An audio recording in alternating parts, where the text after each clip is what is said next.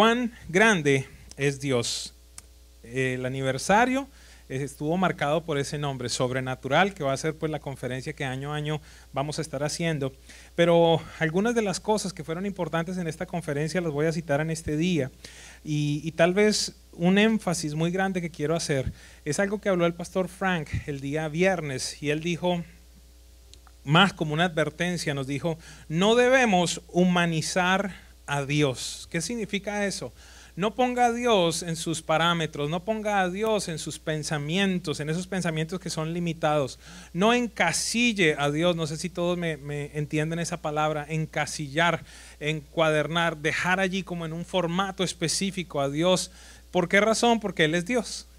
Y parte de esta particularidad de Dios, parte de esas características que Dios tiene es que Él hace las cosas de una manera totalmente diferente a la que usted y yo en determinado momento pensamos. La palabra sobrenatural, el diccionario la define como algo que excede los términos de la naturaleza o que no pertenece al mundo terrenal. Qué bueno que nuestro Dios no es un Dios terrenal, no es un Dios hecho por mano de hombre. ¿Por qué le hablo de esto?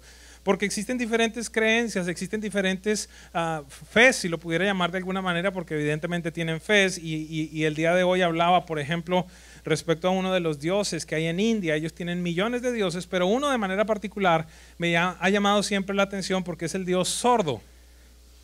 Y las personas hacen las procesiones para ir a orar a este Dios sordo, pero entonces tienen que acercarse muchísimo a la estatua y gritarle, porque ellos saben que es un Dios sordo. Qué bueno que el Salmo 115, si algún día usted lo puede leer, qué bueno que el Salmo 115 dice, Señor, qué bueno que tú eres un Dios que tiene oídos y oye, que tiene ojos y ve, que tiene boca y habla. Dice porque por el contrario dice, porque hay algunos que le alaban, que le adoran a dioses que tienen ojos y no ven, tienen oídos y no oyen. Qué bueno que tu Dios, ¿estás seguro? Qué bueno que tu Dios te oye, qué bueno que tu Dios te ve. En el intermedio de la reunión me llevaron un par de señoritas, muchachitas a la oficina, el tío y la mamá, para que orara por ellas, y qué lindo que personas que no han conocido de una manera clara a Dios, en determinado momento tú empiezas a hablarle y empieza Dios a hablarle a través tuyo, y a decir, sabes que tú eres así, tú eres así, tú eres así, Dios te ha llamado para esto, y el rostro de la gente empieza a cambiar y empieza a decir, wow, qué chévere. ¿Qué chévere es chévere? Pues claro que chévere. ¿Por qué razón? Porque eso deja saber que tú no eres simplemente otro ser más, sino que Dios te conoce de una manera particular, Carla. Simplemente mira tus huellas digitales y ahí vas a saber lo único que tú eres. Nadie hay como tú.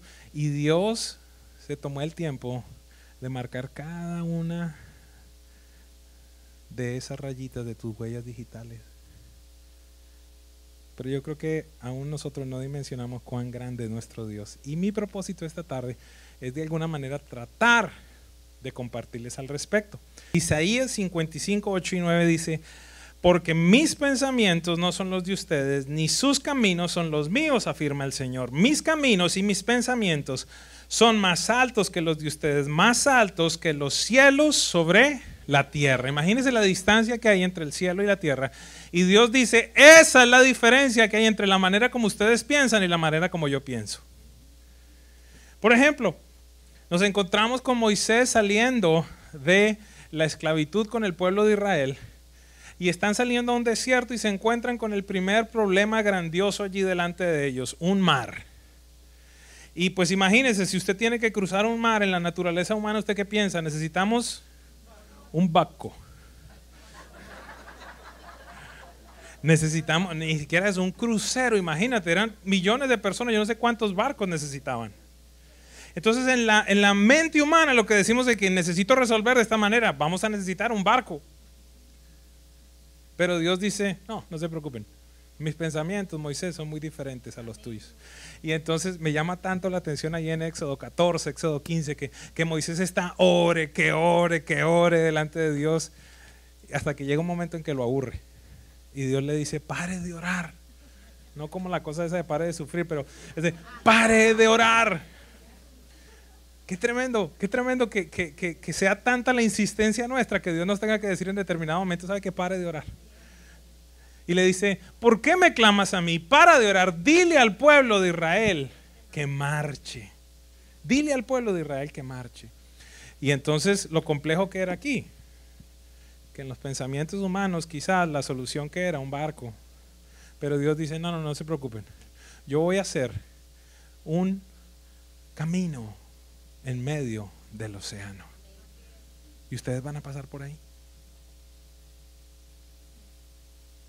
Vienen los discípulos mismos y dicen, Señor, no tenemos cómo comer, no tenemos que darle a toda esta gente. Y él dice, no se preocupen, sí tenemos. Y entonces, ¿qué pasa? Que ellos decían, pero es que no nos alcanza la plata. Es decir, con los recursos, con nuestra mente, con lo que tenemos, no podemos.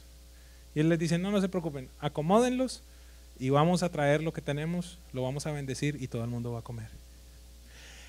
En la mente humana no alcanzaba para toda la gente. En la mente de Dios sobraron 12 cestas, una para cada apóstol. Como por si acaso les queda dudas, para que coma usted, la suegra y todos los otros ahí un montón de tiempo. Y entonces Dios dice, mis pensamientos son totalmente diferentes a tus pensamientos. En inglés dice después, cuando habla de mis caminos, my ways, las maneras como yo hago las cosas, la manera como yo desarrollo las cosas no son similares a las que tú tienes. Y entonces necesitamos poner esto como fundamento. ¿Por qué razón? Porque es factible que usted esté enfrentando su vida en sus pensamientos, en sus fuerzas y en la manera como usted piensa que se tienen que resolver las cosas. Y resulta que Dios quiere obrar de una manera totalmente diferente, pero usted dice, no, pero es que así no puede ser. ¿Alguien me está entendiendo esta mañana? Así que vamos a hablar por un momento al respecto. Mi propósito, como les dije, es tratar de, en el día de hoy, de describir algo de la grandeza de nuestro Dios, para que entonces podamos con entendimiento cantar esto que muchas veces cantamos, cuán grande es nuestro Dios. Así que lo que voy a hacer en el día de hoy simplemente es leer la Biblia. No voy a hacer mucho más que eso. Voy a contarles las cosas que Dios hizo y las cosas que algunas personas hicieron. Voy a contarles cómo Dios intervino a favor de su pueblo o de sus escogidos y voy a mostrar la manera inaudita como Él les libró. Formas sin precedentes, cosas que no podemos muchas veces nosotros de nuevo en nuestra mente humana entender. Y quiero recordar esta mañana, esta tarde ya, que Dios no se mueve por buenas intenciones. Es más, en la Biblia encontramos gente que tenía buenas intenciones y que terminaron muy mal. Algunos de ellos inclusive murieron. No es el tema de hoy, pero quiero decirle eso. Dios no se mueve por buenas intenciones. Dios ni siquiera se mueve por necesidad. Muchas veces nosotros decimos, no, es que hay una necesidad de hacer algo, pero Dios no se mueve así. Y esto que es muy claro, Dios no se mueve porque usted le compre con ofrendas. No hay manera. ¿Cuánto dinero usted le va a pagar a Dios si todo es de Él? No existe. No hay forma de que usted haga un intercambio para que entonces la mano de Dios se mueva. Mi conclusión personal es que Dios se mueve por propósitos. Diga conmigo, propósitos. Es decir, cada una de las cosas que vamos a ver el día de hoy estuvieron enmarcadas por un propósito superior. No tan solo era un milagro, no tan solo era una intervención divina, eran propósitos mayores. Y esos propósitos están enmarcados en un profundo amor que Dios tiene por la humanidad a fin de establecer su reino por medio de estas personas. Así que vamos de una vez aquí en adelante. Acompáñenme a Segunda de Reyes, capítulo 2, versículos 6 y 8. Segunda de Reyes, capítulo 2, versículos 6 y 8. Voy a estar hablando de diferentes hombres en este día y de diferentes historias. Dice lo siguiente: una vez más, Elías le dijo a Eliseo, quédate aquí, pues el Señor me ha enviado al Jordán. Pero Eliseo insistió, tan cierto como que el Señor y tú viven, te juro que no te dejaré solo. Así que los dos siguieron caminando y se detuvieron junto al río Jordán. 50 miembros de la comunidad de los profetas fueron también a ese lugar, pero se mantuvieron a cierta distancia frente a ellos. ¿Qué está sucediendo? El hombre de Dios, Elías, es advertido que va a ser retirado. Es uno de los hombres que no murió como tal en la historia de la Biblia, sino que fue llevado por Dios. Y entonces su discípulo en determinada instancia le dice, yo no te voy a dejar, yo voy a estar contigo hasta el final. Y entonces empiezan a caminar, van de diferentes pueblos en diferentes pueblos y llega este instante en el cual están frente al río Jordán. Dice que vienen 50 profetas más. Esto es importante que lo tengamos allí por un momento. Vienen 50 profetas más. ¿Y qué sucede? Que están en una situación similar a las que le hablé anteriormente. Están frente a un río. En el caso de Moisés estaban frente al mar. Y entonces, ¿qué se necesitaría para atravesar allí? Pues un barco, un puente en el caso de ser un río. Pero no, mire lo que sucede aquí. Elías tomó su manto y enrollándolo, golpeó el agua. El río se partió en dos, de modo que ambos cruzaron en... Me encanta el rostro que acabas de hacer, como que... Cada vez nosotros deberíamos tener más y más momentos, Carla, cada vez deberíamos vivir más y más días haciendo... ¿Por qué? Porque esa es la conclusión de que esto solo lo pudo haber hecho Dios. En mis recursos yo no lo hubiera podido hacer. ¿Cuál era el propósito? Dice más adelante que entonces vinieron carros de fuego, caballos, se llevaron a Elías. Y Eliseo entonces rasgó el manto de este hombre y ahora él se regresó. Y llegó al momento donde estaba al frente del río y estaban los profetas mirando ahí, estaban chismeando, ¿qué va a pasar? Y dice que este hombre toma el manto y ¡pah!, hace lo mismo y de nuevo el río se abre. ¿Por qué estaba sucediendo esto? Porque es muy interesante la respuesta de los profetas. Dice, ciertamente lo que estaba sobre Elías ha quedado sobre Eliseo. Se requería que existiera un reconocimiento de parte de los profetas de lo que quedaba sobre este hombre de Dios para continuar la labor que Dios tenía establecida. Estaba en el río Jordán y no estoy hablando de un riachuelo. Y así fuera un riachuelo, vaya, trate de hacer lo que este hombre hizo. Vaya, pase en seco. Entonces, estoy empezando a hablarle de ciertas cosas y cuál es mi propósito, que de alguna manera Dios nos empiece a inquietar, Dios empiece a abrir nuestra mente para que verdaderamente empecemos a vislumbrar la grandeza de nuestro Dios. ¿Por qué razón? Porque es factible que tú y yo vengamos a las iglesias por muchos años y digamos, wow, sí, Dios es grande, Dios es bueno, wow, Él me salvó, Él me ayudó, Él esto, Él aquello, pero eso y que tú dimensiones lo que Dios es capaz de hacer por ti son dos cosas totalmente diferentes. ¿Por qué quiero hablar de esto? Porque entiendo que el año 2015 va a estar cargado de un montón de cosas sobrenaturales en nuestras vidas y no vengo acá simplemente alabado, créale a Dios, no. Al final llegaremos a una conclusión muy importante. ¿Cuándo Dios hace esto? ¿Por medio de quién hace esto? Y Él va a querer que tú comprendas, porque si tú no dimensionas el tamaño de tu Dios, lo vas a estar limitando siempre. Hace poco hablaba con un empresario y hablábamos de su nieto. Y yo le decía, qué tremendo. Este chiquitico, un añito y algo, no tiene la más remota idea de todo lo que es dueño. Él simplemente lo único que quiere es, a veces como mi hija, que lo que más le gusta es, ayer, todo el día de ayer estaba con una tapa, la tapa de una botella. Yo, la tepa, le decía, la tepa. Y estaba feliz con la tepa. Y si se le perdía, se regresaba por la tepa, una tapita de una botella. Para ella, ese fue su día de ayer. Su mundo era una botella, una tapita de una botella plástica. Mariana no dimensiona lo que ella tiene y lo que le ha sido entregado. Y muchos de nosotros pasamos la vida cristiana de la misma manera, con una tapita. Cuando se nos ha sido entregado miles y miles de cosas, no tan solo en lo material, sino lo más importante, en lo espiritual. Tenemos una herencia que es verdadera, que es real de parte de Dios. Pero muchas veces estamos con esa dimensión. En esta etapa de la vida de mi hija, ella no dimensiona nada más. Ella no sabe que tiene propiedades, ella no sabe que tiene un fondo universitario, ella no sabe que tiene ahorro, ella no tiene la más remota idea de eso. Lo único que ella sabe es que tiene la tapita. Y es factible que nosotros estemos enfrentando nuestra vida cristiana de una manera similar. Números 20, 8 al 11, nos habla de otra historia bien interesante. Dios le dice a Moisés, toma la vara y reúne a la asamblea. Le aclaro, cuando dice la asamblea, es factible que estemos hablando de 3 millones de personas por lo menos. En presencia de esta, es decir, de la asamblea, tú y tu hermano le ordenarán a la roca que dé agua.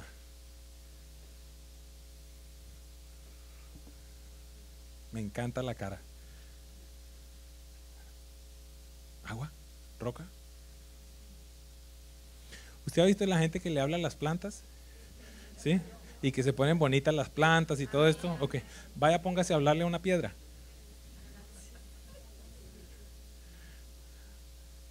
Entonces, Julián, mira lo que le dice Dios a Moisés.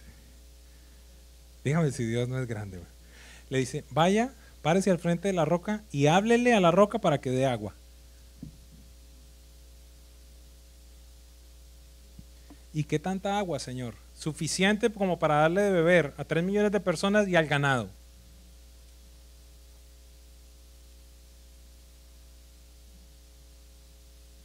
El día de hoy usted va a tener que, si no la ha tomado, va a tener que tomar una decisión.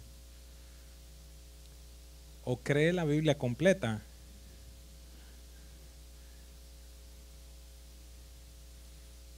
o no la cree. Porque si usted en determinada instancia dice, no, mira, esta es una metáfora, lo que verdaderamente estaba sucediendo es que era otra cosa y entonces... Porque si tú dudas de una cosa, vas a dudar de todo. Entonces quizás algunos me llamarán tonto, quizás algunos me llamarán inocente, naif. He llegado a la conclusión de que todo lo que está allí pasó y es real y es verdadero. Y Jesús después vino y dijo, todas las cosas que yo he dicho pasarán, el cielo y la tierra pasarán, pero nada de lo que yo he dicho va a pasar.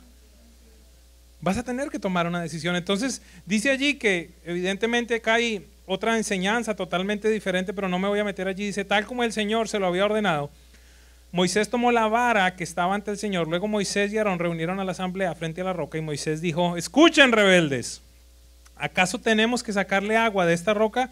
Dicho esto, levantó la mano y 2 veces golpeó la roca con la vara y brotó agua en abundancia, de la cual bebieron la asamblea, 3 millones de personas y su ganado. Un error que cometió aquí, pero no voy a entrar en eso, dice que golpeó la roca 2 veces, pero él le había dicho que hablara. No voy a entrar en eso. ¿Qué sucedió? Y acá nos permite tener una idea de lo que muchas veces usted y yo hacemos, que anteriormente ya Dios le había dicho que hiciera este mismo milagro y en esa ocasión Dios le dijo a Moisés, golpea la piedra. Y es factible, creo yo, que Moisés haya dicho, ok, ya por demás era difícil que con la pegada de la piedra saliera agua, pero no me voy a exponer. No me voy a poner ahí a hablarle a una piedra. Entonces digo, por si acaso le voy a dar bien duro, porque también lo hizo en rabia. Pero el tema cuál es, que si él le hubiera hablado, el agua hubiera salido. Primera de Reyes 18, 20 al 24. Dice, Acab convocó en el monte Carmelo a todos los israelitas y los profetas. Elías se presentó ante el pueblo y dijo, ¿hasta cuándo van a seguir indecisos? Si el Dios verdadero es el Señor, deben seguirlos, pero si es Baal, síganlo a él. El pueblo no dijo ni una sola palabra. Entonces Elías añadió, yo soy el único que ha quedado de los profetas del Señor. En cambio, Baal, un dios pagano, cuenta con 450 profetas. Tráiganos 2 bueyes, que escojan ellos uno y lo descuarticen y lo pongan en pedazos sobre la leña, pero sin prenderle el fuego. Yo prepararé otro buey y lo pondré sobre la leña, tampoco le prenderé fuego. Entonces invocarán ellos el nombre de su Dios y yo invocaré el nombre del Señor. El que responda con fuego, ese es el Dios verdadero. Y todo el pueblo estuvo de acuerdo. Continúa la escritura allí hablando que todos los 450 profetas empezaron a hacer alabanzas, empezaron a cantar, empezaron a invocar el nombre de Baal. Y allá el profeta desde un rincón decía, como que se quedó dormido su Dios. Parece que está muy ocupado. Empezó a burlarse. Parece que nada está pasando. ¿Qué será? ¿Que su Dios es sordo? Como el de la India. Y entonces dijo, ¿saben qué? Ahora el holocausto mío, vaya, traigan agua y 3 veces échenle agua, de tal manera que quede bien empapado, y la madera empápenla más.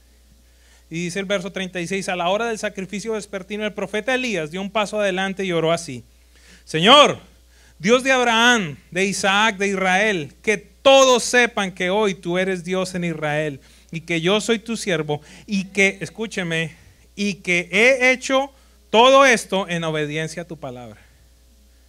Cada una de las cosas que estos hombres hicieron, la hicieron obedeciendo a la palabra de Dios. Y ahorita vamos a ver la progresión de esto. Respóndeme, Señor, respóndeme, para que esta gente reconozca que tú, Señor, eres Dios y que estás convirtiendo a ti su corazón. En ese momento cayó fuego del Señor y quemó el holocausto, la leña, las piedras, el suelo y hasta lamió el agua de la zanja. Cuando todo el pueblo vio esto, se postró y exclamó: el Señor Dios es el verdadero. ¿Cuál es el propósito entonces de este tipo de milagros, de este tipo de actuaciones sobrenaturales de Dios? Ayúdenme, por favor.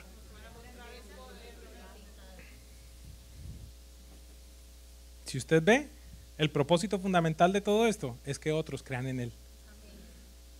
Ni siquiera se trata de ti. La pregunta es: ¿cuánta gente ha creído en el último año en Dios por las cosas que ha visto en tu vida?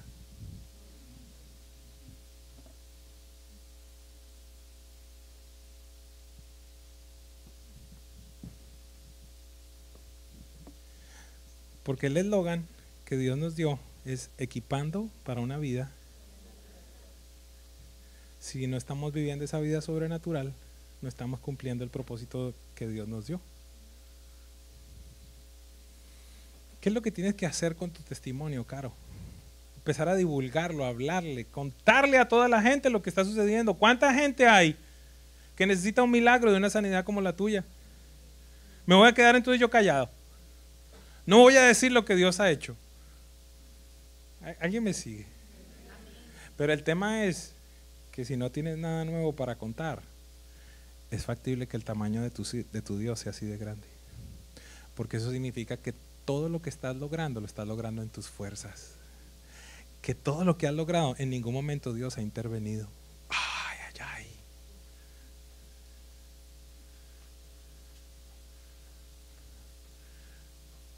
Como cuando nos sentamos a hablar y tú me dices: este año ha sido una locura.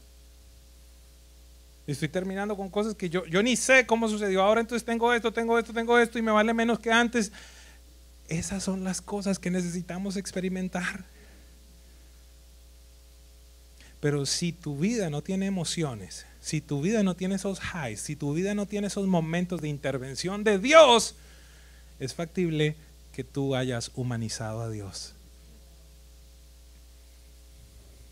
No quiero traer ningún tipo de condenación esta mañana. Lo que te quiero es motivar para que creas la grandeza de tu Dios.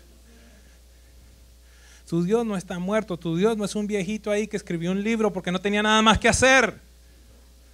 Tu Dios es un Dios verdadero, que dice la Biblia que sostiene todas las cosas por medio de la palabra de su poder. Pero ¿cuál es el problema? El problema es que entre más estudiamos, muchas veces entre más indagamos, más racionales nos volvemos y más difícil que Dios pueda hacer cosas por medio tuyo y en ti. Por eso Jesús decía: el que no se vuelva como un niño no puede entrar en el reino de los cielos.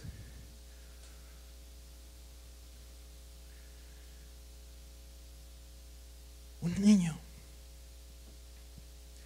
Este me gusta mucho y mi esposa sabe que es una convicción grande que yo tengo, que esto sucederá en mi vida de una manera sencilla, va a ser algo normal lo que voy a leer. ¿Por qué? Porque la Biblia lo dice. ¿Por qué? Porque es para la gloria de Dios. Hechos 20, 7 al 12 dice: el primer día de la semana nos reunimos para partir el pan.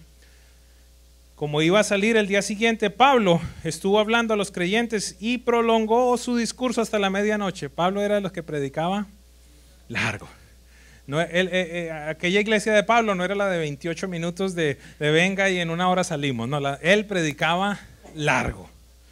Dice: en el cuarto del piso superior donde estábamos reunidos había muchas lámparas. Un joven llamado Eutico, que estaba sentado en una ventana, comenzó a dormirse mientras Pablo alargaba su discurso. Le aclaro, esto no es lo que yo le he pedido a Dios que se manifieste en mi vida, ¿ok? Esa unción no la quiero. Yo quiero que estén despiertos, que el temor de Dios caiga en determinado momento. Ya le digo para qué. Entonces, dice, cuando se quedó profundamente dormido, o sea, no fue un cabezazo, ¿no? No fue eso que usted sabe que a veces yo los veo y están... Y se levanta, quedan allí, o si no la mujer que le pega el codo. No, eso no fue, el tipo se quedó, empezó a roncar y todo. Y dice, el tipo se quedó profundamente dormido y se cayó desde el tercer piso y lo recogieron muerto, cayó como una arepa.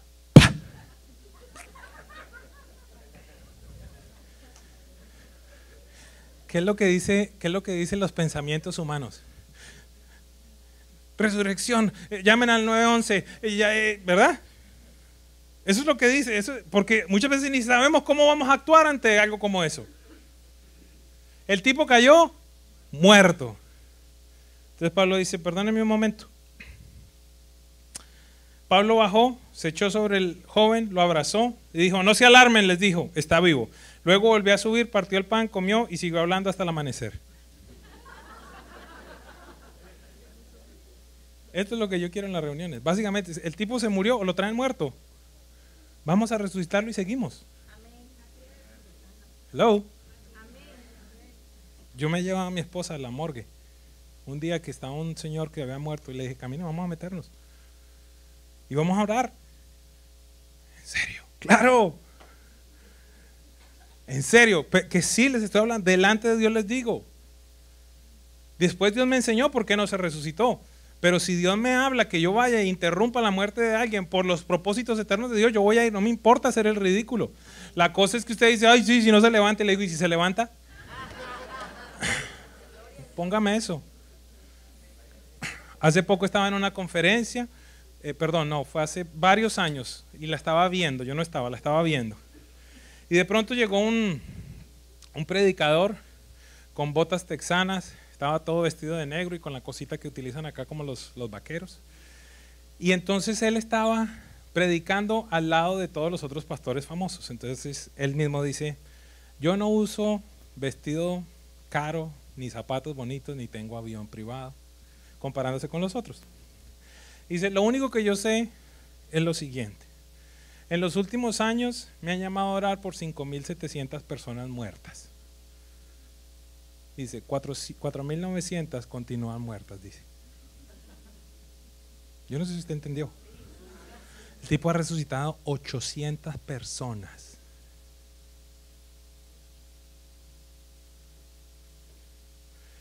Entonces, si Jesús lo dijo, esa parte no la voy a creer. La cosa es si vamos a tener los pantalones para...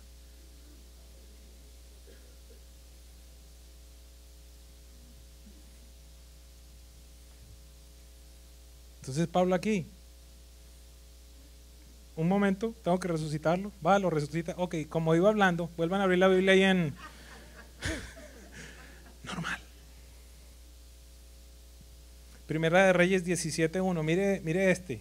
Yo creo que si esto hubiera pasado en un tiempo como este, es más, yo le decía a la iglesia esta mañana, si ustedes quieren que yo me vuelva famoso de un día a otro, yo hago esto aquí y mañana salgo por CNN, por Fox, por todos lados y, inmediatamente. ¿Cuál YouTube ni cuál YouTube?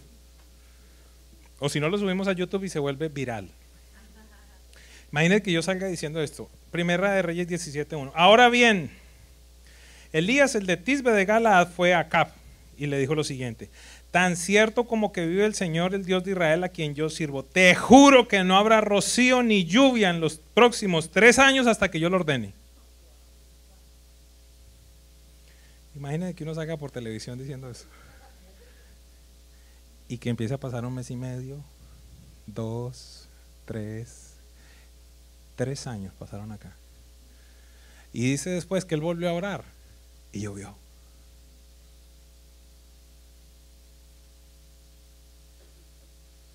¿Tengo su atención? Segunda de Reyes 5, 9 al 15 nos habla de otro milagro sobrenatural, de una sanidad de un leproso. Este hombre, un hombre llamado Naamán, tenía unos conceptos aquí de que yo soy lo mejor, yo soy poderoso, yo soy grandioso, pero dice la Biblia, y era un hombre de guerra, y tenía el favor del rey, y había hecho muchas cosas, y a continuación hay una coma y dice, pero tenía lepra. Y dice que allí donde estaba Naamán había una esclava, una sierva de Israel que le dijo, ay mi señor, si usted fuera Israel, sabría que hay un Dios y que lo podría sanar. Dice que este hombre se preparó sus caballos, preparó su ejército, preparó regalos y se fue a hablar con el rey de Israel. Los pensamientos humanos. Dice, pues si el Dios está en Israel, pues voy a hablar con el mero mero. Voy a hablar con el rey directamente, porque es el rey, me imagino que tiene ahí conexiones con el Dios. Y llega delante del rey y el rey dice que se rasga las vestiduras y le dice, ¿a ti cómo se te ocurre venirme a pedir algo como eso? ¿Cómo yo te voy a sanar? Y el hombre de Dios se enteró y dice que le mandó decir al rey, mándemelo para acá, para que sepan que en Israel hay Dios.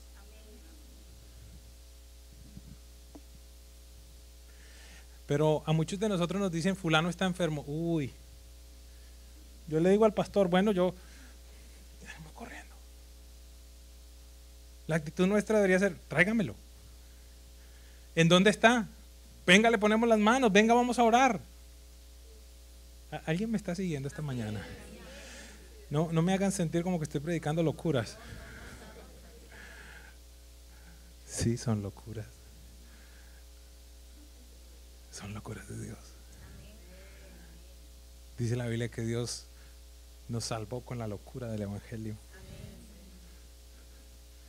Y entonces dice que le dijeron ahí a Naamán, mira, ve donde el hombre de Dios porque él dice que te va a sanar. Y entonces se va el hombre con todos sus caballos, con su ejército lleno de regalos, llega a la casa del hombre de Dios y el hombre de Dios ni sale. Le mandó al criado.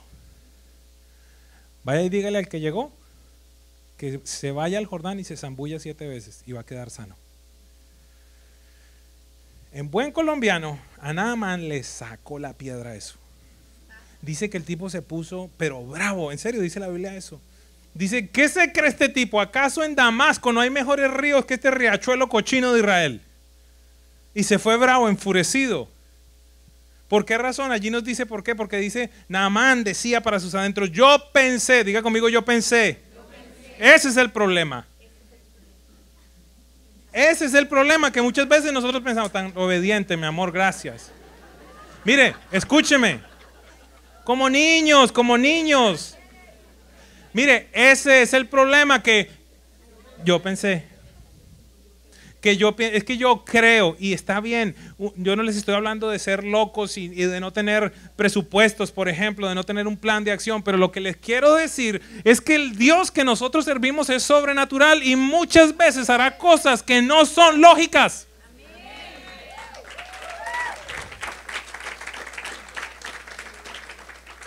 Pero si tú no comprendes lo que Dios está haciendo, lo que vas a hacer es que vas a rechazar. No, eso no puede ser, no puede ser, no puede ser. Y entonces este hombre dice, yo pensé que el hombre de Dios iba a salir. Iba a levantar las manos al cielo. Iba a invocar el nombre de su Dios y después me iba a tocar y iba a estar sano. Ese es el rollo, yo pensé. Y se fue bravo sin su milagro. Porque él pensaba. Y dice que de camino, entonces uno de los siervos le dice, mi señor, si acaso el hombre de Dios te hubiera pedido algo difícil para hacerlo, no lo hubieras hecho. ¿Qué más que te dice que vayas y te bañes en el río? Dice que la 7ª vez que este hombre salió, su piel era como la de un bebé. Porque mis pensamientos no son tus pensamientos. ¿Tú te imaginas el general ese? Ok, 1, 2, 3. ¿Se acuerdan la prédica del pastor Frank? A la 3ª cayó, pero eran 7 las que le había dicho. Y a veces a ti no te ha salido en la primera, ni en la segunda, ni en la tercera, pero tú sabes que Dios te ha dicho, pero a la 4ª tú dices no. Uy, alguien tuvo que escuchar eso. Si Dios te dijo, porque te dijo, vuélvelo a intentar. Es factible que te hayas equivocado en los tiempos, es factible que no fueras lo suficientemente maduro. Dios le está hablando. Antes no fue el momento. No estabas preparado, no estabas rodeado de la gente correcta. No era el tiempo correcto, no estabas preparado para algo como eso. Dios no te va a enviar bendiciones que te aparten de Él después. Muchas veces no estamos preparados para eso. Y por eso tiene que alargar las temporadas hasta que nuestro corazón está correcto para recibir algo que no nos corrompa.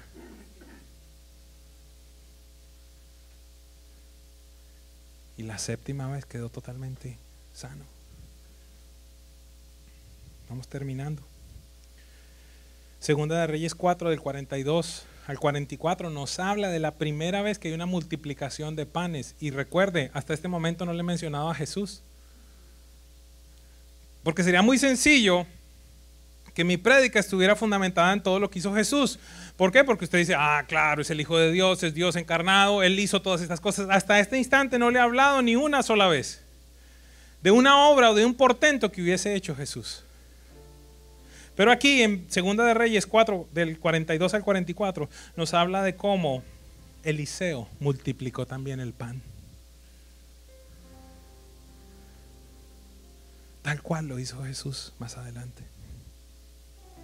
Primera de Samuel 12, del 16 al 22, nos habla de cómo Samuel en determinado momento delante de la asamblea dice, miren, ustedes van a ser testigos de algo poderoso.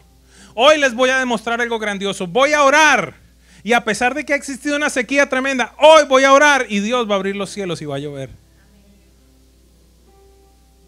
Así que encontramos hombres de Dios orando para que no llueva. Y encontramos otros hombres de Dios orando para que llueva. Y Dios lo hizo porque habían propósitos. Recuerda, el día de hoy no estoy hablando simplemente que a usted se le ocurrió que mañana voy a orar para que venga un huracán o para que no venga, para lo que sea, porque se le antojó. No, Dios trabaja con propósitos. ¿Cuál es el propósito para tu oración? ¿Cuál es el propósito para que Dios opere en ese milagro que tú necesitas? Y aquí vamos al que me quiero enfocar el día de hoy, pero ya terminamos. Josué 10, 7 al 15. Josué salió de Gilgal con todo su ejército acompañado de un comando especial. Y el Señor le dijo a Josué, no tiembles ante ellos. Una pregunta, si a usted le dan esa orden, ¿por qué es? Porque el tipo era una gallina. Con respeto lo digo. Mire, ¿qué fue lo primero que le dijo en Josué 1? Mira que yo te mando que te esfuerces, que seas valiente, que no temas, que no desmayes. Josué era un hombre como nosotros, con temores.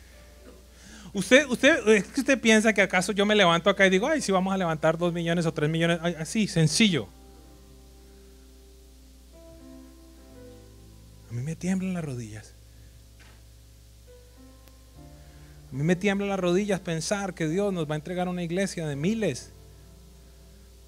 Me tiemblan las rodillas porque cada vez veo más y más pastores que caen en el momento en el que están en una cumbre. Me tiemblan las rodillas cuando veo el compromiso que muchos de ustedes hicieron para aportarle a la iglesia. Yo le decía, mi amor, esta gente confía en nosotros. Sé que su mirada está puesta en Dios, pero ellos ponen los ojos también en nosotros.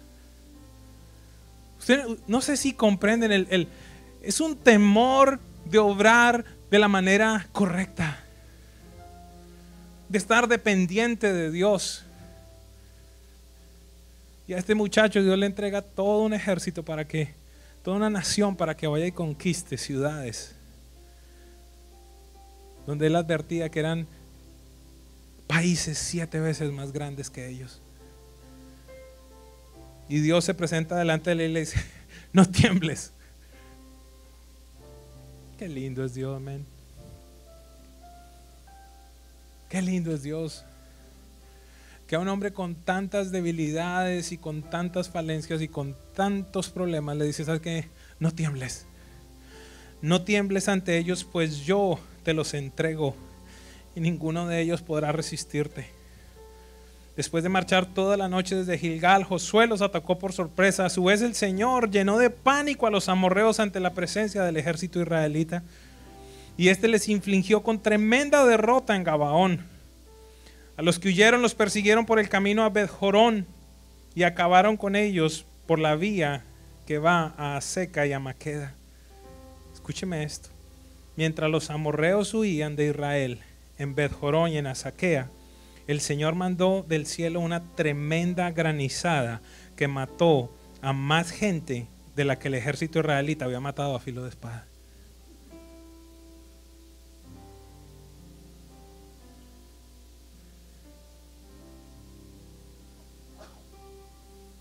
Y usted dice, no tiembles, yo te los he entregado. Y ellos empezaron allí, me imagino yo, a luchar con una promesa de Dios y mataron a un montón de gente. Pero cuando Dios vio que todavía había mucha más, dice, les voy a dar una mano. Y con granizos, man. ¿Qué tan grande es tu Dios? ¿Qué tan grande es tu Dios? Y aquí no se ha acabado la mejor parte de la historia.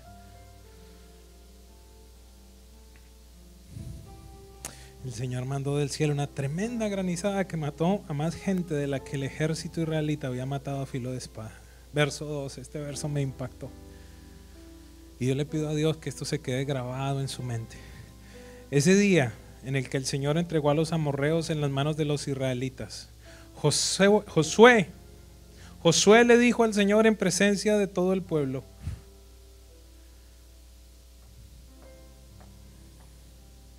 Sol, detente en Gabaón.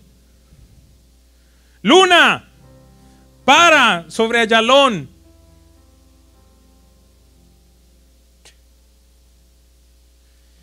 El sol se detuvo y la luna se paró hasta que Israel se vengó de sus adversarios. Todo esto está escrito en el libro de Jacer. Y en efecto el sol se detuvo en el cenit y no se movió de allí hasta casi por un día entero. Nunca antes ni después ha habido un día como aquel. Fue el día en el que el Señor obedeció la orden de un ser humano.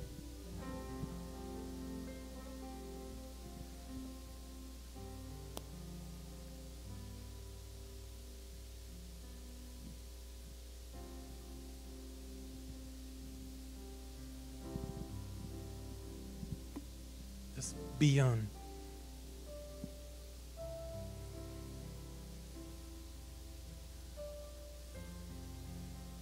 Dios no se mueve por buenas intenciones.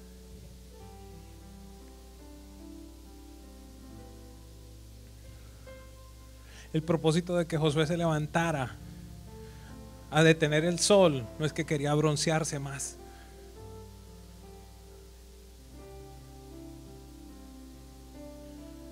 Camille, can you imagine that? It's hard. That's the kind of God we have.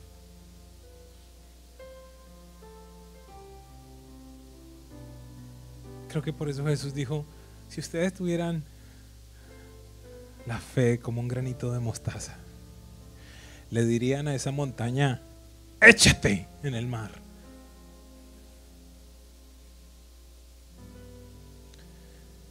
¿Qué tan grande es tu Dios?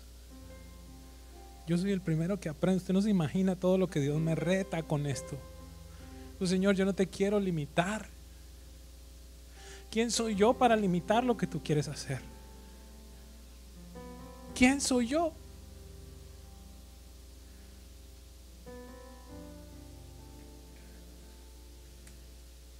Nunca antes ni después ha habido un día como aquel. Ay.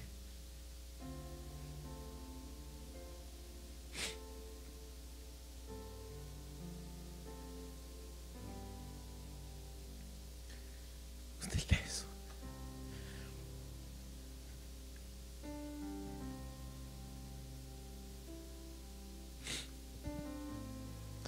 Fue el día en el que el Señor obedeció la orden de un ser humano.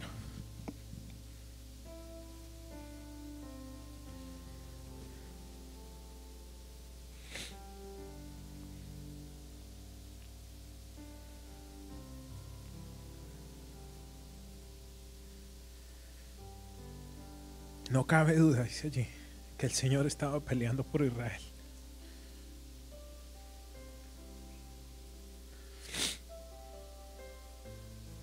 ¿Por qué limitaremos a Dios? ¿Por qué lo limitaremos?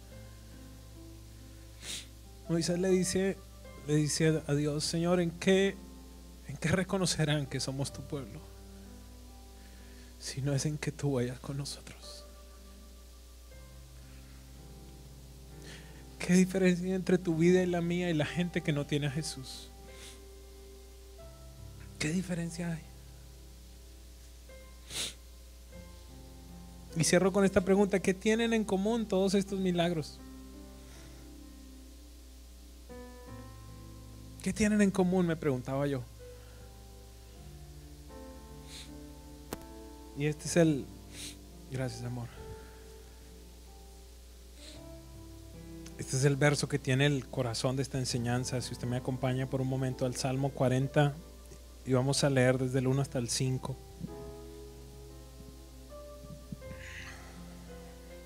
Dice el salmista: puse en el Señor toda mi esperanza. ¿Cuánto? Puse en el Señor toda mi esperanza, y Él se inclinó hacia mí y escuchó mi clamor. Me sacó de la fosa de la muerte, del lodo y del pantano, puso mis pies sobre la roca y me plantó en un terreno firme.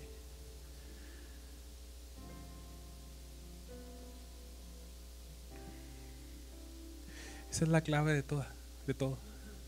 Puse en el Señor toda mi esperanza. Yo quiero invitarte, iglesia, que no pongas tu esperanza en ningún otro lugar.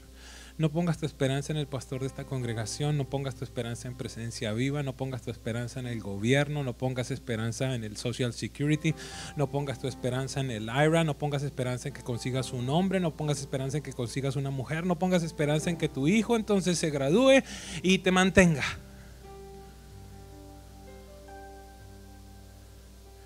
No pongas tu esperanza en tus habilidades, ni en cuánto tienes en el banco, ni siquiera pongas tus esperanzas en lo que Dios hizo antes, porque hay algo nuevo que Dios quiere hacer. Ve y busca 2 milagros iguales de Jesús.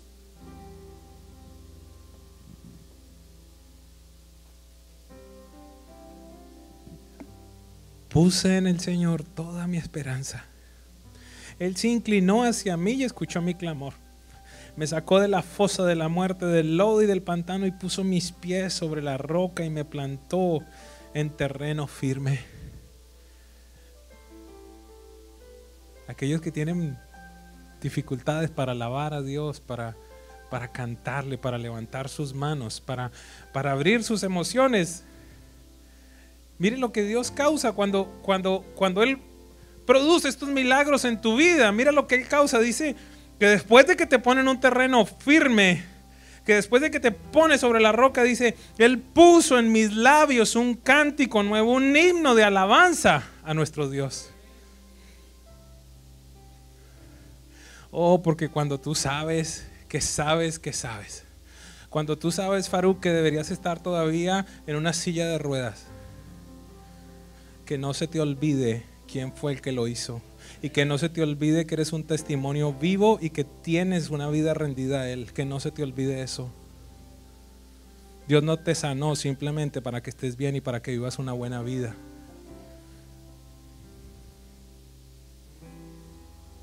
Dios no intervino en tu vida para que vivas mejor. Dios interviene en tu vida y te lleva a nuevos niveles para que seas una trompeta que anuncia lo que Dios ha hecho.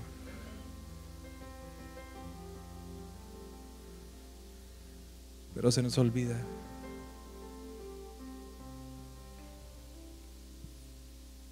El Salmo dice: al ver esto, muchos tuvieron miedo y pusieron su confianza en el Señor. Ese es el corazón de todo. Cuéntale, dile, proclámale a toda la gente lo que Dios ha hecho en tu vida. Pero no lo limites, porque cosas aún mayores, Faruq. Cosas aún mayores. Imagínate, si ya hizo eso, imagínate qué será lo siguiente que hace en tu vida. Me estoy comunicando. Y cierro, dice, dichoso el que pone su confianza en el Señor y no recurre a los idólatras ni a los que adoran dioses falsos.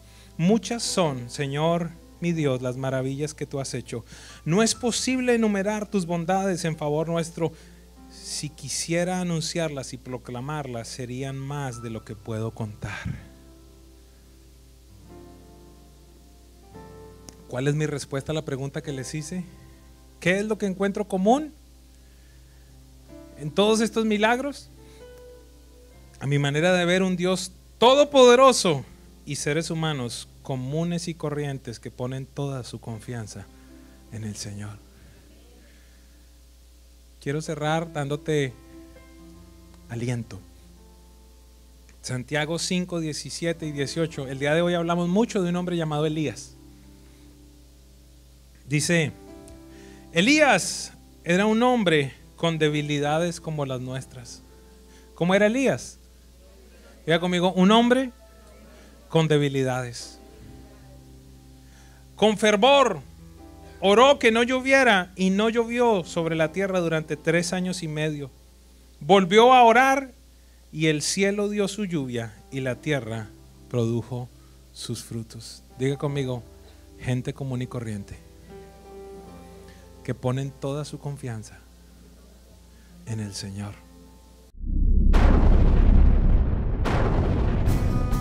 Sobrenatural. Sobrenatural. Mis padres estaban a punto de separarse, pero gracias a Dios somos una familia. Sobrenatural es haber sido diagnosticada con leucemia hace 24 años y poder estar viva en este momento para disfrutar de mi hija y de mis nietos. Somos alegres. No estoy sola en Presencia Viva. Hacemos las cosas con excelencia. Gente de familia.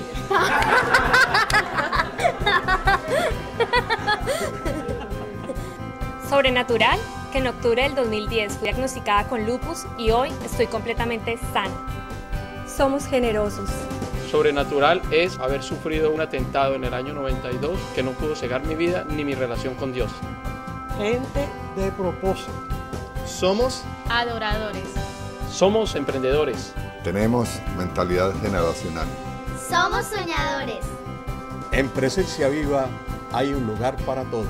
Aquí en Presencia Viva jugamos, hacemos amigos, encontramos amor, le damos gracias a Dios, cantamos, somos familia y lo más importante, conocemos a Jesús. En Presencia Viva somos apasionados.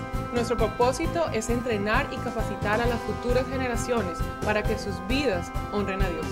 Venir a Presencia Viva es una experiencia de amistad entre personas de muchas naciones que hemos decidido creer en un Dios sobrenatural. Muchas gracias por acompañarnos hoy. Esperamos que tú también puedas experimentar que el amor y el plan de Dios para tu vida es sobrenatural.